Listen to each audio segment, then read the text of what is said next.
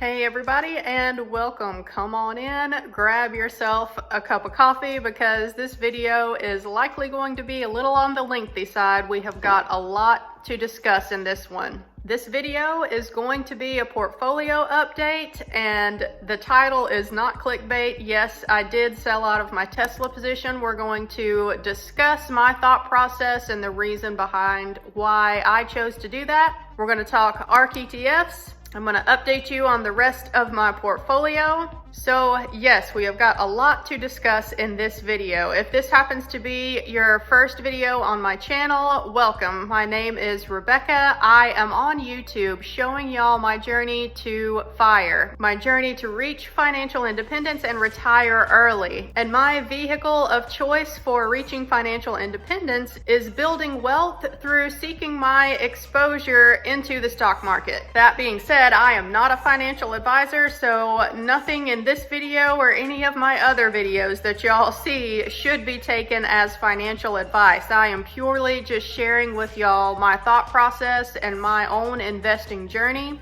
I wish you the greatest success in your own investing journey, and however you choose to seek out your own exposure to the stock market. So firstly, we'll go over my portfolio as a whole. I will show you where all of my positions currently stand, and then we'll get into my M1 finance portfolio and discuss why I sold Tesla and what I did with those capital gains. And then we'll discuss my plans for my portfolio going forward. If you enjoy personal finance, if you enjoy investing, if you like the FIRE movement, then I encourage you to scroll down and click the subscribe button down below so you can follow me on this FIRE journey. I do monthly portfolio updates as well as monthly budget reviews where we go over how close I am to reaching my financial independence number. And I also keep you guys updated on my net worth from time to time. So first things first, let's take a look at how the portfolio is doing overall. Today we are going to start with my Fidelity account. In this account, I have one single position. This is my speculative play into MindMed. Yes, I am filming this at 4:30 in the morning.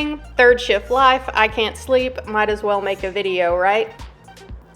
If you have been into MindMed at all or following the news related to them, then you know they have been on the decline here lately, but I got in with MindMed very early on here. Y'all can see that my cost per share is 43 cents a share. I own 377 shares. I did not put much into this investment at all. I heard good things about MindMed. I looked into them myself. I work in healthcare and I love what MindMed is trying to do. It is desperately needed in today's society, so I felt like throwing a little bit of extra cash at them just to see where this investment went. I put $160 into this investment, and y'all can see, even though they have been on the decline recently, I am still up a good deal for MindMed. I am up 577.62%, and y'all, I have seen this number be over 1,000%. I expect this position to be volatile, and I am just going to hold long term because, again, I really did not put a whole lot of money into this position from the get-go. And just for fun, let's take a look at the performance here. So as y'all can see here, I opened this account with Fidelity in June of last year, and this was the only reason I opened this account, was so I could invest a little bit with MindMed just to see what happened. Threw in $160 and it's done pretty well so far. I am excited to see where this position goes in the coming years. But as of today, my position sits at $1,097.16. That will cover it for MindMed. Let's take a look at my largest investing account next. This is my work retirement account, my 403B. All right, here we can see the balance of my retirement account through my employer. It is currently at $81,830.17. I'm contributing 7% right now. That is enough to get my employer match. Eventually, I would like to completely max out my 403B every year, but I'm going to have to get my debt paid off first before I can do that. Y'all can see my personal rate of return here. This is for the whole of 2020 was 21.25%. The entirety of my 403B is invested in the S&P 500 through Vanguard. That is it. I'm keeping it super simple with my work retirement account. Not really much to say about this one. There you have it, guys. I have not made any changes to this account. We are just S&P 500. There's the balance. Next, I will take you into my spreadsheet where I keep track of all of my account balances every month, and we'll take a look at my total portfolio value as it currently stands. And then lastly, we will get into my M1 Finance account. That is where I have made these portfolio changes with Tesla and ARK Invest, and we'll discuss all of that. All right, here you have it, y'all. This is my spreadsheet that I show y'all when I do my budget reviews every single month. I have all of my investing and savings accounts listed here. This first column is what I am planning to contribute to these various accounts throughout the month. The second column is what I have actually contributed thus far. I update this column throughout the month. This column shows current portfolio balances, and this column over here is showing the percentage of my income that I have put towards these various accounts. So as y'all can see here, starting at the top, I have a taxable account with M1 Finance. The balance of that account is currently $2,133.92. My Roth IRA is sitting at $8,638.86. Fidelity, I just showed y'all, is sitting at $1,097.16. I do have a high yield savings account with Ally, and that account is currently at $2,151.91. Goal eventually long term with my savings account is to get it built up to $10,000. We aren't there yet, but we'll get there eventually. And lastly, down here is the retirement account, my 403B that I just showed y'all. That account is sitting at $81,830.17. I like to keep track of my contributions over here versus my employer match. So, grand total, y'all, I am happy to say that my overall portfolio is now over $95,000. Grand total is $95,852.02. Getting really tantalizingly close to that $100,000 portfolio mark. Really excited for that. And lastly over here, this box that is in bold, this keeps track of my savings rate throughout the month. It's looking pretty good right now because I have put so much towards my savings account out of my first paycheck, but this will update as the month goes on and I get my second check in. And when I do my budget review at the end of the month, then you'll see what my savings rate for the month was. This box over here, am I financially independent yet? My goal is to get to 1.2 million saved or invested. So sitting at almost 96,000 here in my portfolio, I am almost 8% of the way to financial independence. So having updated you guys on the overall portfolio balance, let's take a look at my M1 account. That is where I have done all of these shenanigans with Tesla. All right, here we are. This is my regular taxable account with M1 Finance. Y'all can see my balance is at $2,133.71. And I have this account set up with two slices in this pie. I have a speculative slice and I have my dividend portfolio in this account. And I do have to say, one thing that I dislike about the M1 Finance platform is that there is no easy way that you can rearrange your pies if you decide you want to change up the way that you're investing. You can reorganize your slices in your pie if you want to, but when you do that, you have to have M1 Finance freeze trading in your account. Then they will allow you to rearrange things the way that you see fit. And when you're through, you can let them know and they will unfreeze trading in your account and you can resume life as usual. So the trouble with reorganizing your slices in M1 Finance is this. When you do that, it messes up the stats in your account. I believe the totals and everything are accurate, but your graph here, it makes it look like I have only been investing in this account since August 24th of 2020. This is not true. I have been investing in my regular taxable account here since 2019. And I had to point that out because we are going to look at my speculative slice. This is where I had my Tesla position. So again, it looks like for this slice, I've only been investing since August 24th of 2020. That is not the case. I have been investing in Tesla since 2019, and I was up a good bit on Tesla, and I decided to take my long-term capital gains from Tesla and put it into my ARK ETFs position. So this is how my speculative slice in my M1 Finance account looks today. As you can see, Tesla is gone, and I have rearranged my allocation for this slice in my M1 Finance pie. Back when I reorganized my M1 Finance into my dividends and my speculative slice,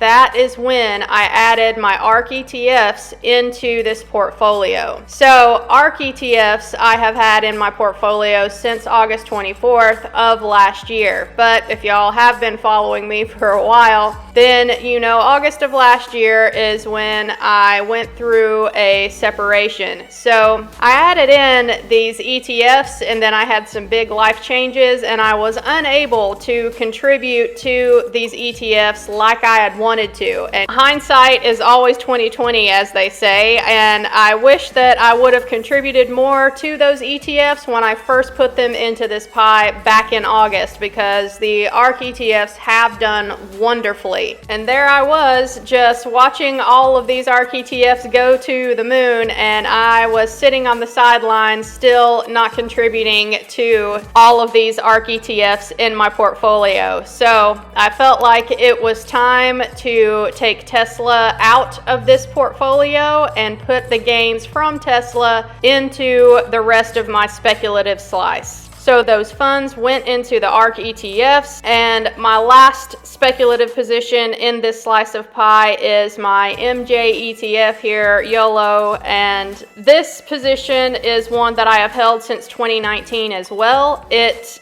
did nothing but go down in 2019, and in 2020 it actually did start growing some. Again, this is just another long-term speculation play for me. So here you have it. This is the new speculative slice in my M1 Finance portfolio, and really I could not be more pleased with these ARK ETFs. Y'all can see the returns here are insanity. Like I say, you know, they've been in my portfolio since August of last year, but I only recently really put any kind of money into these accounts when I sold my Tesla position. So let's discuss my thought process on why I decided to sell Tesla and contribute the gains from that into these ARK ETFs.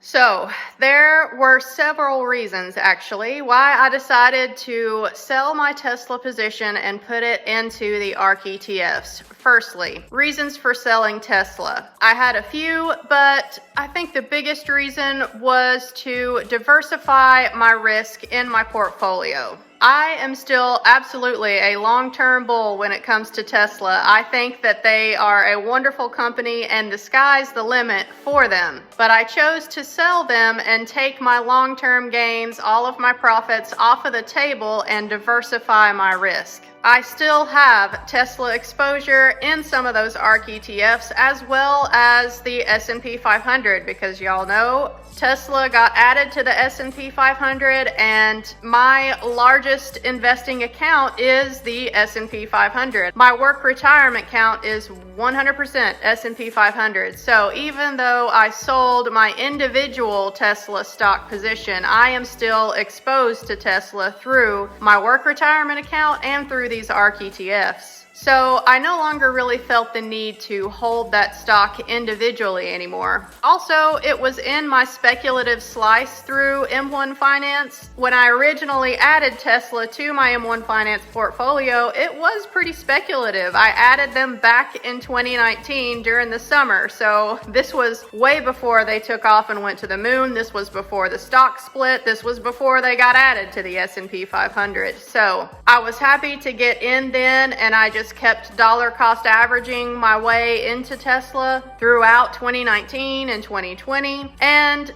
it was just time, y'all. It was time for me to take my profits, diversify my risk, and put it into something else that I had been wanting to get into and just hadn't had the opportunity to do yet. So, love them or hate them, I don't think that Tesla is really a speculative play anymore. Guys, they're a legit company. They're a contender. So Tesla is winning at life, but I wanted to take my gains from Tesla and put it into other things. Specifically, those ARK ETFs that I had added back in August in the portfolio and never really had a chance to fund. So why did I choose the ARK ETFs? Y'all, I had the ARK ETFs on my radar for a good bit of time before I actually added them to the portfolio in August. I had been hearing great things about Cathie Wood and the ARK ETFs. I decided to look them up, read more about her, and read more about the different ETFs that are offered. And the one thing that made me hesitate to add them to my portfolio was the expense ratio. I am used to Vanguard's very low cost ETFs, expense ratios that are next to nothing, and these ARK ETFs are actively managed. Their expense ratio is a bit higher. It's at 0.75%. So if you're used to seeing 0.03% or 0.04% in your Vanguard ETFs as your expense ratio, then seeing that 0.75 is a little bit jarring. But guys, when it comes right down to it, if you can get returns like Cathie Wood has had over the last few years, then the 0.75% expense ratio does not matter. Now, I know that previous success does not guarantee future returns, but I will say this about Cathie Wood and the ARK ETFs. I love the way that their funds are managed. I love Cathie Wood's outlook on investing in general. I love her investing thesis, and while future returns are not guaranteed, I really feel strongly that the ARK investments will continue to perform well. Why do I think that? Because the ARK ETFs are all focused on disruptive innovation. And if I can just get real with y'all for a second, I am 35 years old. That makes me an elder millennial.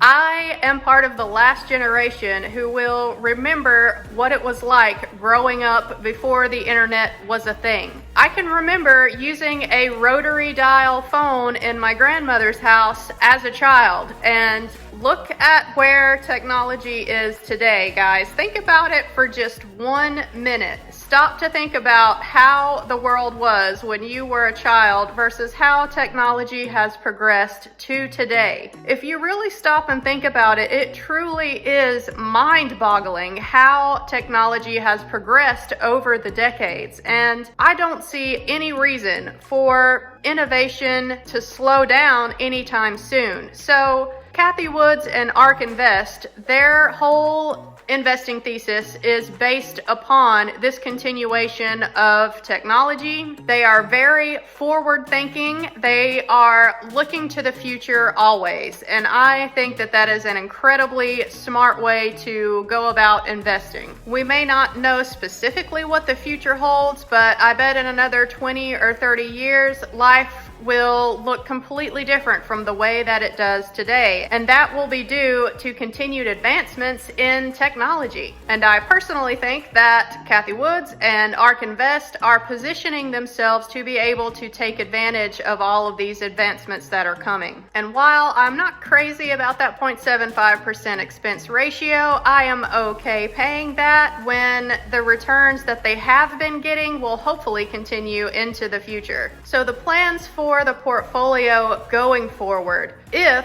these ARK ETFs continue to just skyrocket and go to the moon and blow up, then what I will do for my regular taxable brokerage account with M1 Finance is I will take some of the gains from my speculative slice in that portfolio and put it into my dividend slice of that portfolio. Whenever those two slices get a little bit too out of balance, I can take some of the gains from the speculative slice, throw it into the dividend slice, and get my dividend portfolio built up that way. I don't plan on doing that too often, but If my allocation gets way too crazy in that taxable account, then I can always rebalance it and adjust it how I like. And of course, I won't do that until I have held all of my positions in those ARK ETFs for at least 1 year, because I don't want to pay short-term capital gains on any of those positions. So I think that I am finally done rambling on now. I hope that you have enjoyed this saga of a portfolio update. I don't make any videos on this channel that are 5 minutes or less. I don't know how anyone does. If I'm going to make a video, then it's gonna take a little while to make it.